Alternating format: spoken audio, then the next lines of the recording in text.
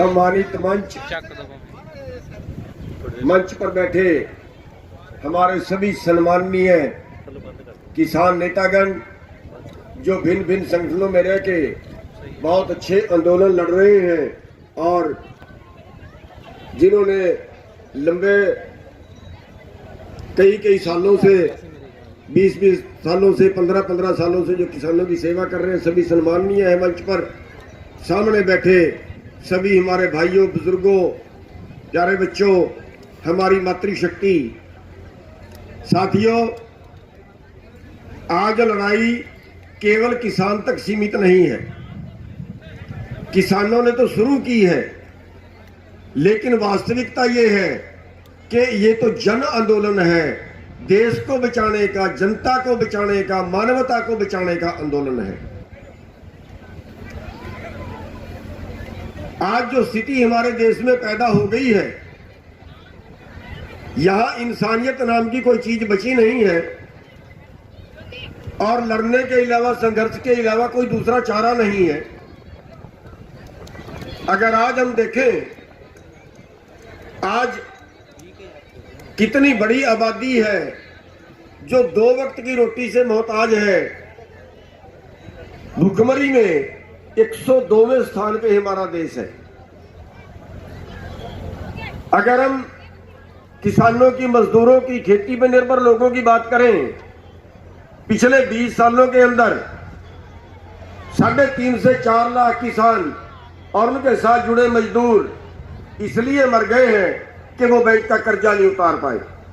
Bank ने परेशान किया, बैंक ने जमीन की नीलामी की, बैंक ने फोटो लगा दी, बैंक ने जेल में डाल दिया।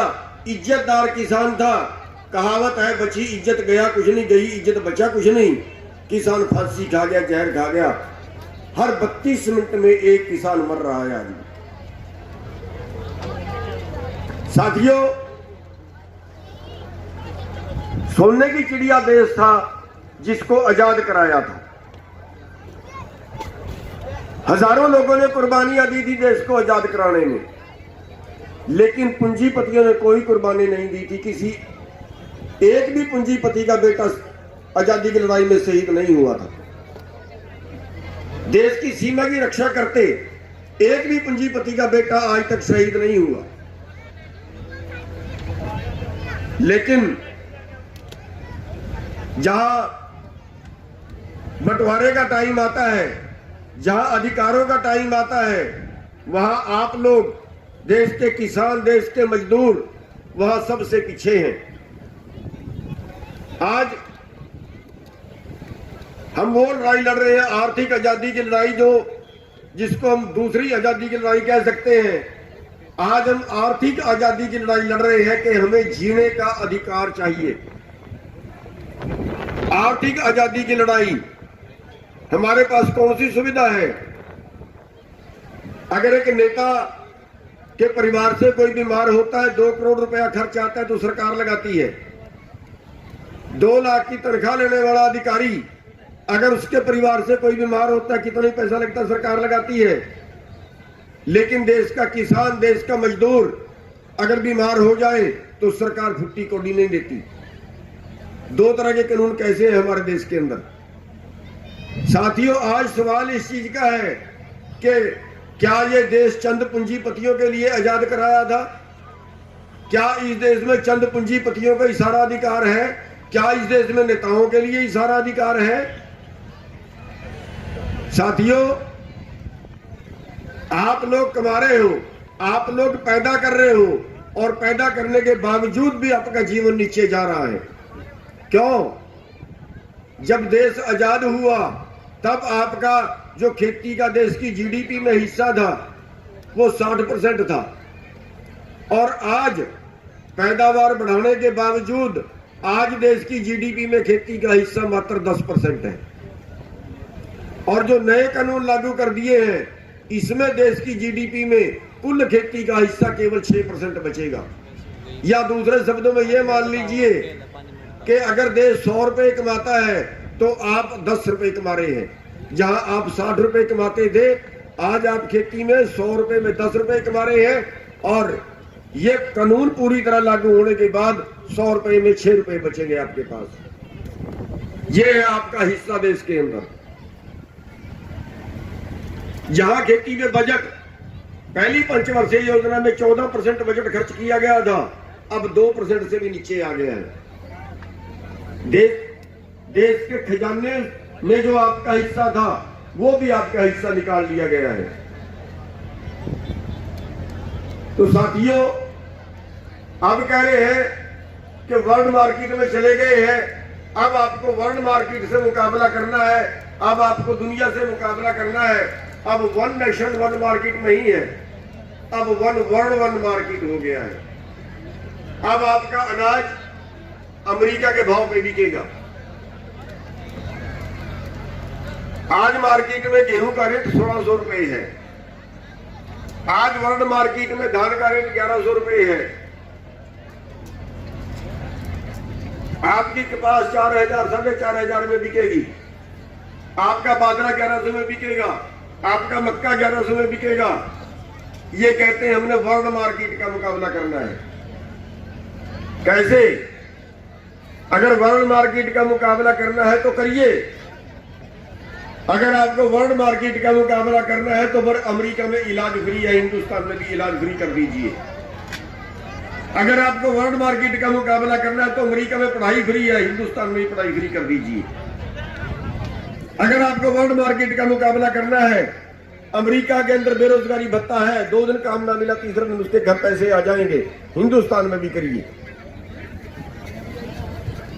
साथियों, अमेरिका की रीस वहां तो करते हैं जहां आप लोगों को निचोड़ना होता है, वहां नहीं करते जहां सुविधा देनी होती है। और वर्ल्ड मार्केट की शर्तों के अंदर लिखा है कि किसी देश की सरकार अपने किसानों को वर्ल्ड मार्केट से ज्यादा भाव नहीं दे सकती। और आज जो 2 महीने से बात रुकी हुई है उसका कारण भी यही है। जब तक सरकार 3 कानूनों पे बात करती रही तो तारीख पे तारीख चलती रही। 11 मीटिंगें हुई और 11 मीटिंगों के बाद जब हमने ये कहा कि आप एमएसपी का मुद्दा छेड़िए, बीच में 4 बार चलाई, चारों बार सरकार ने टाले। जब हमने कहा कि आप न्यूनतम समर्थन मूल्य की बात करिए, ये 3 कानूनों को ब्रेक कर दीजिए, ये 3 कानूनों को ब्रेक कर दीजिए। इन 3 कानूनों पे जहां तक आप पहुंच के इसकी बात बाद में करेंगे। आप एमएसपी की बात करिए, आप न्यूनतम समर्थन मूल्य की बात करिए। कृषि मंत्री उससे भागे। हमने उनको एक उदाहरण दिया कि फिर आप हमारे साथ वो काम कर रहे हैं कि हमारे पास 100 रुपए आमदन है, 100 रुपए में हमारा परिवार नहीं चलता। हम कह रहे हैं हमें 150 चाहिए। हम आंदोलन करते हैं कि 100 रुपए में गुजारा नहीं हो रहा, 150 रुपए चाहिए हमें। आपने हमारी जेब से 25 रुपए और निकाल लिए। और जब आपने 25 रुपए निकाले, हम चिल्लाए, हम रोए, हमने आंदोलन किया, तो आप कहते हैं आपकी जेब में वापस 20 रुपए डाल देते हैं। वापिस आप अच्छा पंजाबी में बोलना, चलो पंजाबी च बोल देना। भाई तुसी साडे नालों काम कीता, साडी जेब चों 25 रुपये कढ ले। असीं जदों अंदोलन कीता तुसी कहंदे हो 20 रुपये असीं वापस पा दिंदे हां। ते जे तुसी 20 रुपये साडी जेब च पा भी देओगे ते फिर भी साडी जिहड़ी गल पिछे सी अंदोलन कर रहे सी, जिहड़ी आमदनी वधाउण वास्ते असीं लड़ रहे सी, जिस आर्थिक तंगी कारण सानू आत्म हत्या करनी पै रही है, जिहड़ी भुखमरी है वो किवें हटेगी? तुसी एमएसपी की गल करो, वो एमएसपी की गल तो भजदे ने। अज तक मुड़ के गल नहीं की क्योंकि एमएसपी ते उन्हां कोल कोई जवाब नहीं है। एमएसपी तो बचण वास्ते ही उन्होंने 3 कानून लियाते सी ते एमएसपी की जो गल चलाई ते सरकार ने गलबात करनी बंद करती, अज तक बंद है। आंकड़ा की दस रहा देश का, साडी फसल का मुल बनता 17.25 लाख करोड़ रुपये, 17,25,26,000 करोड़। साडी 23 फसलां जिन्हां दा सरकार एमएसपी तय करती है, वो सानू जे एमएसपी मिल जे, घट तो घट रेट जिन्होंने कहते हैं वो मिल जे, बनता है 17,25,26,000 करोड़ रुपया। सानू इस टाइम मिल रहा है करीब 13 साढ़े 13 लाख करोड़ रुपया। यानी MSP तो 4 लाख करोड़ घट, वो 4 लाख करोड़ जे साडी जेब विच आउंदा है कि जिन्ना साडे ते करजा है, जिहदे च हर 32 मिनट दे विच एक किसान मर जांदा है, वो करजा 2 साल दी आमदन दे विच साडा उतर जांदा है। पर MSP ते हक नहीं रखन देंदे। MSP की गल की तो सरकार ने गल बंद करती, 2 महीने हो गए अज तक बंद। साथियों, जड़ा सरकार कारपोरेट का सिस्टम जड़ा इन्होंने खड़ा करता है,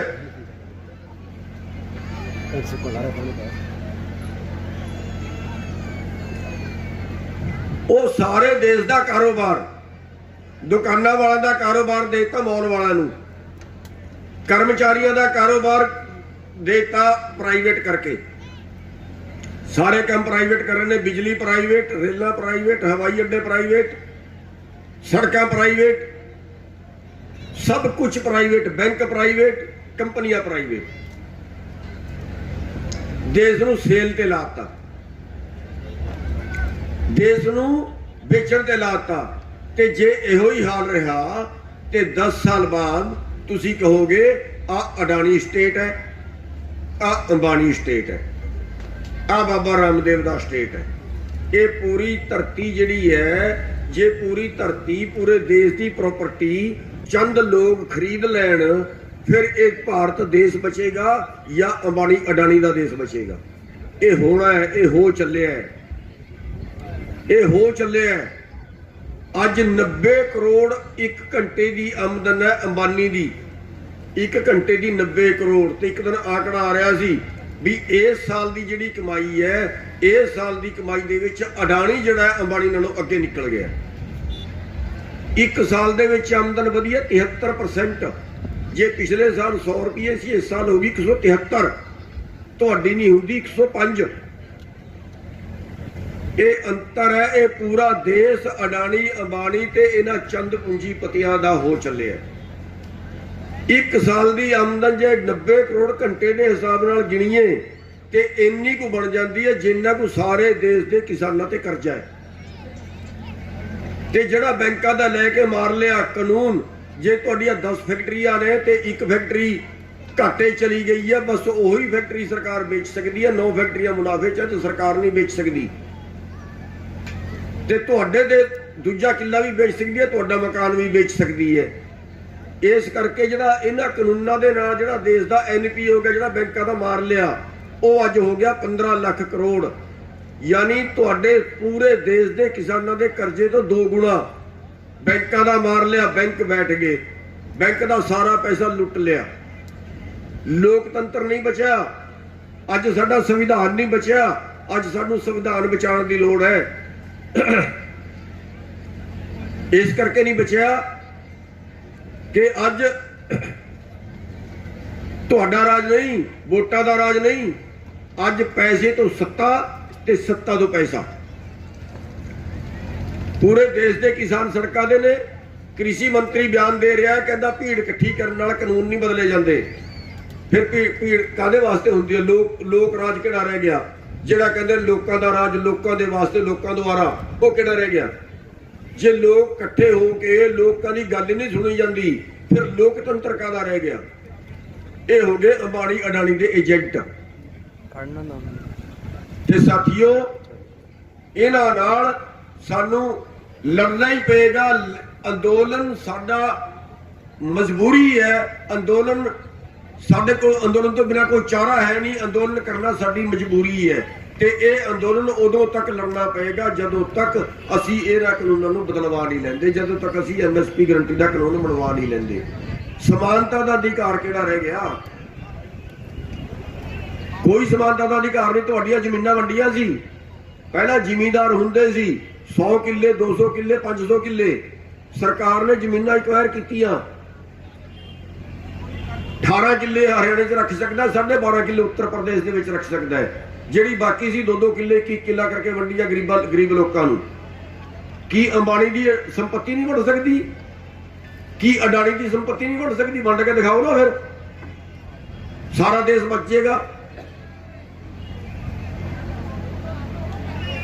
साथियों, एक कल्ले किसानां दा अंदोलन नहीं, ਜਿਹੜੇ ਸਾਡੇ ਦੂਜੇ ਭਰਾ ਨੇ ਉਹਨਾਂ ਨੂੰ ਨਾਲ ਜੋੜਨ ਦੀ ਜ਼ਰੂਰਤ ਹੈ। ਜਿਹੜੇ ਸਾਡੇ ਦਲਿਤ ਭਰਾ ਨੇ ਉਹਨਾਂ ਨੂੰ ਨਾਲ ਜੋੜਨ ਦੀ ਜ਼ਰੂਰਤ ਹੈ। ਜਿਹੜੇ ਸਾਡੇ ਸ਼ਹਿਰ ਵਾਲੇ ਭਰਾ ਨੇ ਉਹਨਾਂ ਸਾਰਿਆਂ ਨੂੰ ਜੋੜਨ ਦੀ ਜ਼ਰੂਰਤ ਹੈ। ਇਹ ਹੈ ਜਨ ਅੰਦੋਲਨ।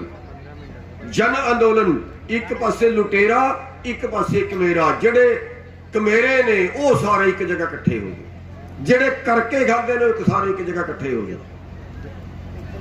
ਜਿਹੜੇ ਦਲਿਤ ਭਰਾ ਨੇ ਉਹਨਾਂ ਨੂੰ ਜੋੜਨ ਦੀ ਲੋੜ ਆ। ਮੈਂ ਤੁਹਾਨੂੰ ਬੇਨਤੀ ਕਰਾਂਗਾ, ਹਰ ਬੰਦਾ ਹਰ ਪਿੰਡ ਦੇ ਵਿੱਚ ਪੰਚਾਇਤ ਕਰੋ, ਦਲਿਤ ਸਮਾਜ ਦੀ ਪੰਚਾਇਤ ਕਰੋ, ਔਰ ਦਲਿਤ ਸਮਾਜ ਵਾਲਿਆਂ ਨੂੰ ਨਾਲ ਜੋੜੋ।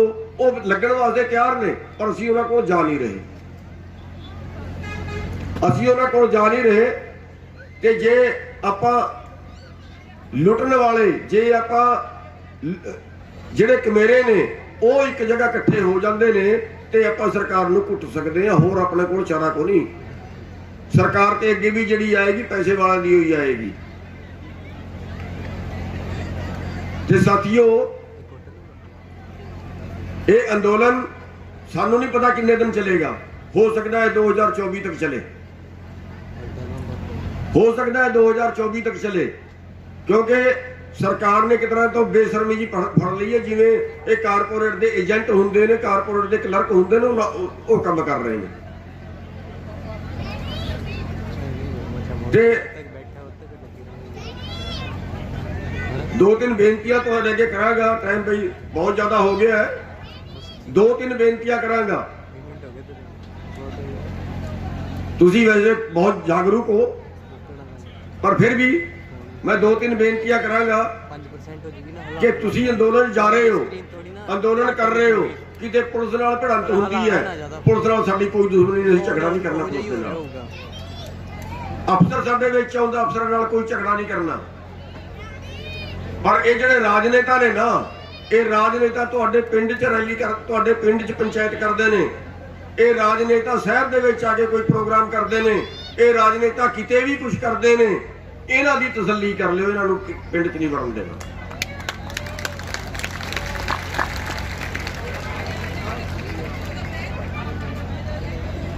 ਆ ਜਿਹੜੇ ਦੁਸ਼ਯੰਤ ਵਰਗੇ ਤੁਹਾਡੇ ਜ਼ਿਲ੍ਹੇ ਦੇ ਨੇ, ਆ ਜਿਹੜੇ ਦੁਸ਼ਯੰਤ ਵਰਗੇ ਨੇ ਜਿਨ੍ਹਾਂ ਨੇ ਕਿਸਾਨਾਂ ਨੂੰ ਦੀ ਵੋਟ ਲਈ ਤੇ ਬੀਜੇਪੀ ਦੇ ਖਿਲਾਫ ਕਿਸਾਨਾਂ ਨੇ ਵੋਟ ਦਿੱਤੀ, ਬੀਜੇਪੀ ਦੇ ਮੁਕਾਬਲੇ 'ਚ ਇਹਨਾਂ ਨੂੰ ਵੋਟ ਦਿੱਤੀ ਤੇ ਤੁਹਾਡੀਆਂ ਵੋਟਾਂ ਵੇਚ ਕੇ ਤੁਹਾਡੀ ਪੀਠੇ ਛੁਰਾ ਮਾਰਿਆ ਤੇ ਜਾ ਕੇ ਗੱਡੀ ਲੈ ਲਈ।